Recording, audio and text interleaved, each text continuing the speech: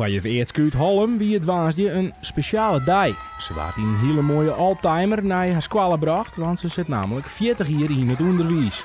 En dat wat feestelijk viert. Hyper de Piet! Hoera! Hyper de Piet! Hoera!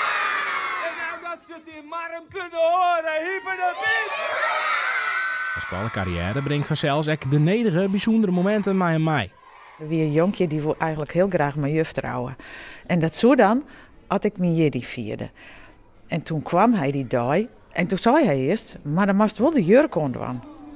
Ja, tuurlijk. Maar hij kwam echt in zijn trouwpakje. Want hij wie eens een keer bij een trouwerij was. Dat is een speciale kleding. Die hier eraan en hij een trouwboeket mee.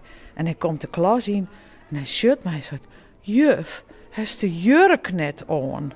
Dus dat weer heel sneu voor hem, maar we hebben er toch wel een hele leuke dag van gemaakt. De hele dag stiet in het teken van juf Eetske. Ze werd verwend met een soort mooie cadeaus. Een speciaal ABBA-optreden van haar collega's. En er werd zelfs een lied zongen door de hele squallen.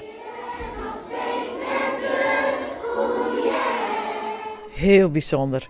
Ik wist alleen nog dat ik steen blijven moest, kleersteen moest, om 10:08.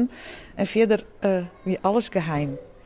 Ja, de band die wou van alles wel vertellen, maar ze zei ik van, nee juf, er is niks. Er is niks. We hebben alleen nog een geheim, maar er is niks. Dat juf Eetske zij in het Sintje zet wordt, is net verneerd. Want ze is ook haast 40 jaar werkzaam op CBS Het Fundament. Haar belutsenheid maakt het haar al die jaren een vertrouwd gezicht in de squallen. Juf Eetske is een enorme, lieve, fijne juf voor de kinderen.